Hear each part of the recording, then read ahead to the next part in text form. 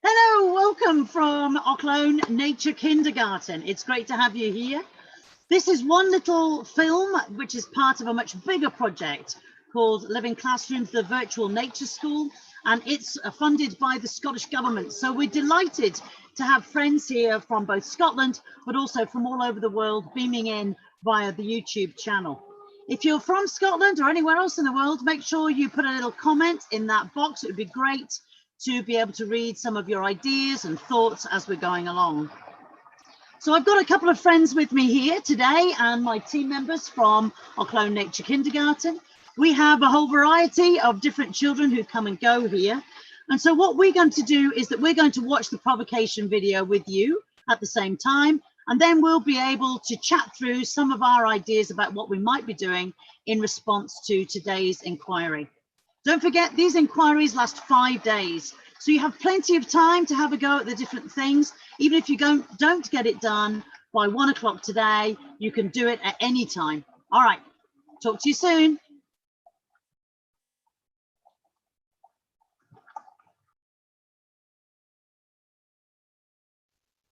Welcome to the Virtual Nature School. I'm Claire Warden, and I'm the person who's going to be helping you through exploring the idea of flying. This is getting ready, and that means that we're going to be thinking about lots of the possibilities. And then as our inquiry develops, we'll be looking at all of your ideas and including those in what we're doing.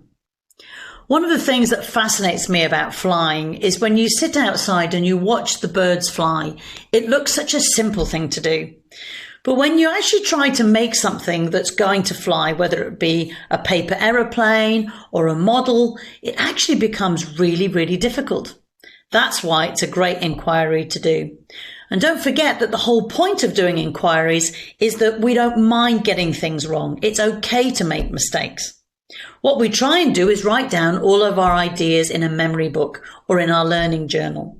So you might take photographs of what you're doing, you might write down your ideas, you might draw the thing you're going to make, or draw something from memory, a place that you've been or something that you've done. The good thing about that memory book is that you're going to be able to take it with you throughout this journey, but also into school or into a setting, somewhere to show your family. Let's have a look then inside the talking tub. And remember, the talking tub is the place where we put photographs, we put other kinds of images, we put objects, and the talking tub is a wandering place. It's where we ask ourselves questions. We can say, I wonder if, I wonder how, what might be the possibility of this? So it's quite a philosophical place where we don't have to worry about getting it right or getting it wrong, because this is all about the thinking. And so when I opened up the talking tub, one of the things that I thought it would be interesting to wonder about would be, how do things fly? Because when we look inside that talking tub and we think about the birds that surround us, as I said, they seem to do it effortlessly. How is it this little tiny blue tit can fly so quickly after hatching out of an egg? What is it about that wing that makes it such an effective tool to lift up the bird and help it fly? Some birds have the most acrobatic flight, and their wings seem to be able to guide and glide them around the sky. There are other things that we've got that fly, and some of those have been man-made by us.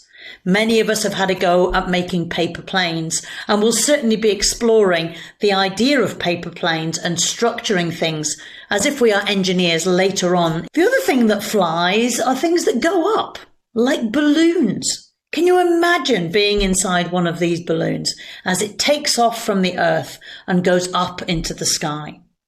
So we're going to have a little bit of an investigation around balloons and the idea of buoyancy and how things take off like that, using the idea of heat. What I want to do is focus a little bit on this little plant. This could be the way that you've seen a dandelion, which is when you're walking along a pavement, you can often see them pushing their way up in what seems like a really hard place to live. I wonder how this little yellow flower manages to spread its seeds so very well across wide areas of grass. How is it a plant can grow on a pavement? But when we start to have a closer look and we stop running through things but slow down on our walk in the park, you might just see these yellow flowers peeping up. And it would be a really good time to be able to slow down and have a look at one really carefully. Because the closer you look, the more you realize that they are amazing. We're looking at that ball of white in the front of the picture. This ball of what looks like fluff. So let's go inside there and have a closer look. So when we go into plants like dandelions, we begin to see that what looks like one ball of fluff is actually hundreds of little tiny seeds. They've all got these little tiny parachutes attached to them. When we look closely at a dandelion seed, we can see these beautiful lines that radiate out from a central point. And if you've ever blown a dandelion, there are all sorts of games we can play where we see how many breaths it is to get rid of all the seeds off the dandelion clock. If we get a group of dandelions and shake them, we can see here what looks like thousands of little parachutes taking off and spreading out so they can all make new plants in the environment. When you look very closely at a dandelion, and you take one of those little seeds and go into it with a magnifying glass, this is what it looks like. So you have those little fine areas at the top, and then you have a long stem, and then at the bottom of the stem is that thickened brown bit. That's the seed. And in that seed, there is enough information to grow a whole new dandelion plant. What we're fascinated about in our inquiry around flying is, how do you do that? How do you make something fly with like a parachute at the top? Is it possible for us to even do that? Well, when we look closer, we can see that actually there are many seeds that are attached in this way, not just a dandelion plant, but other plants that are like it. So there's something important about having a seed or something heavy. There's something important about having something to catch the wind at the top. These are actually thistledown, and they've come from a thistle plant. And you can see here that they too had these long filaments to catch the air. Unfortunately for these seeds, something else has caught them. These have been caught in a spider's web. I wonder if they'll ever get to the ground and make a new plant. So what human beings have done is to look at things that have parachutes. We look at seeds like a dandelion seed, and it gives us ideas about how we could trap the wind. So here's a parachute with somebody attached to it, and we can see those long lines coming down to the straps on his harness. So there's important thinking here about something to capture the wind, something to attach it to the important part, whether it's a seed for a new dandelion plant, a human being, or maybe just an object. Here's another parachute, but this one, rather than being long and thin, is a round parachute. On this one, this is a parascending sail, and they run off the cliff and try to capture the wind underneath the great big sail that they have. So they've launched themselves in a different way, a little bit like those seeds being blown out from the dandelion clock. So I wonder what we could do in terms of making parachutes. I wonder if we could go out into the outside space and look at all the possibilities for things to make a parachute with. You're going to have to make some decisions about what your cargo is going to be. Is it going to be a toy? Is it going to be a seed? Is it going to be a stone? What are you going to put on your parachute to see if it will fly? And then, of course, we have to work out how to make the parachute and how far the parachute will go. So there's a lot of inquiry around maths and around problem solving, around the physics of flight. Now, this is an interesting shot in our talking tub because in this photograph, it looks like there's a hole at the top of the parachute. There seems to be holes around the outside too. So parachutes don't seem to be completely solid. They seem to have bits where you can let the air out. This is a view from a parachute looking down. Can you imagine? That must be the view that a bird has when it flies across the shoreline. Something you might like to do today in your inquiry is to go out to investigate your environment. Dandelions come in all sorts of different ways. They can be very open, they can be closed up, they can be just a bud, they can be just the stem, they could actually be just one of those dandelion clocks that we saw earlier on. So you want to go outside to find your dandelions. It might be you need to go for a walk in the park. It might be that you just go out into the garden. See if you can spot dandelions and see if you can find a dandelion clock and watch as the seeds move away. You could decide that you want to make a parachute using just natural materials, in which case you might want to look in the space where you are, go for a walk to the park, or look in your garden and find different types of leaves and see if you can make those just by bending them into some sort of parachute shape. If you're feeling that you're an engineer today and you really like the idea of construction, you might want to look for bits of paper. You might want to find some old bits of fabric that you can cut up. You might want to find something you can use for those threads, whether it's string or thread, as you can see here. You've got to attach all of this together. So some of you I know have got hot melt glue guns. You might want to use that. But if you haven't got that, sellotape's always really handy. And a pair of scissors to cut out some of the things that you're going to be working on.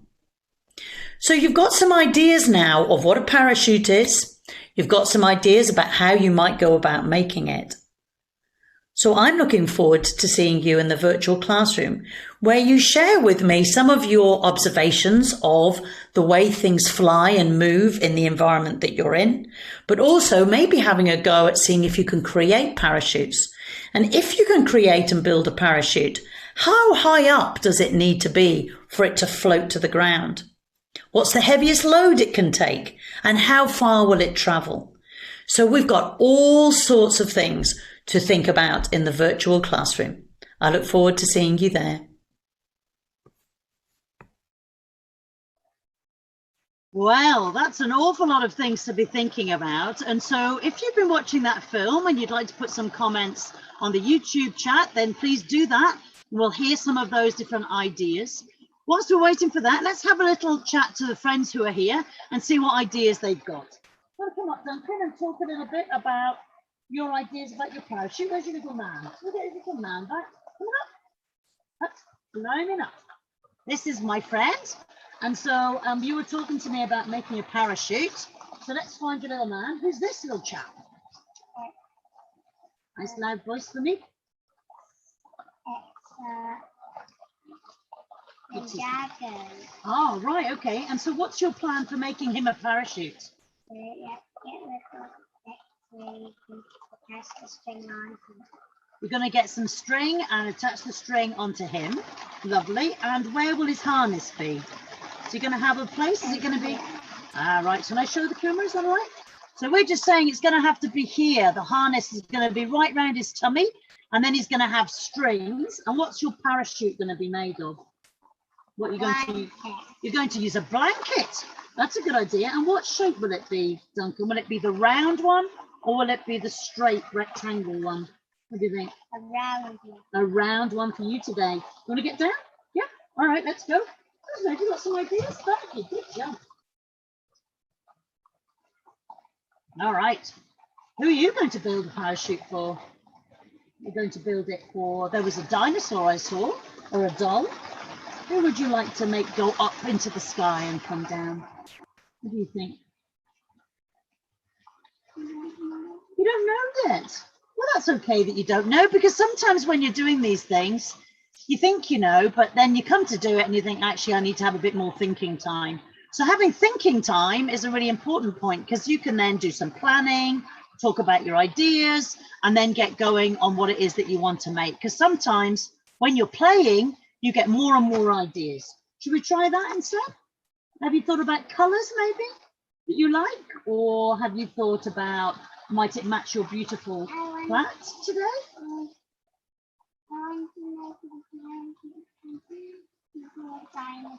All right, I'll just say that again, if that's all right. just because I need to make it a bit louder. So we're talking about making a parachute for a dinosaur. Now, we all know dinosaurs were the size of our whole building. So how big is your dinosaur going to be? Is it going to be a dinosaur that's this big? Or maybe this big? How big will it be, do you think? Show us with your hands. Let me hold your hands up. This big? That big? All right, so quite a big dinosaur. Okay. And what might you use? What material would you use? Will it be plastic if it's a rainy day, or will it be paper? What do you think? What would you make? You're going to have a go at plastic. All right, we're going to have to go searching for some of our materials to see if we can find some plastic and some string and a dinosaur. Does that sound like a plan? Anything else you want to say? No? Love your plait. It's beautiful. Very bright colours. Now, do you want to jump down yourself? Good girl. Fabulous. All right. So, some ideas of things that we might be doing today. It's a rainy day here, but wherever you are, it might be a sunny day. Whatever the weather, we can go outside and do some outdoor inquiry and outdoor play today. So a quick conversation now for people who are parents or practitioners. What we're looking at today in our inquiry is this idea around elevation, the force and uplift of the air. We're looking at the weight and the effect of distributing that across a canopy. We're talking a lot about forces today. And so our inquiry is going to have these big lines of inquiry, understanding the main ideas that really help us engage in conversation.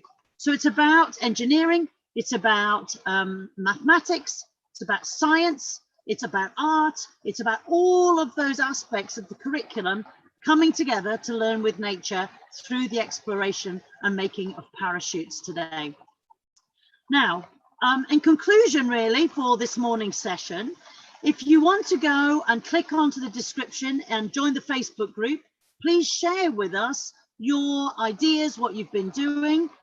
You can then make sure that you meet people if you're in a region of Scotland, because those are set up for Scottish practitioners, and start to really develop your community, whether you're a parent or a practitioner.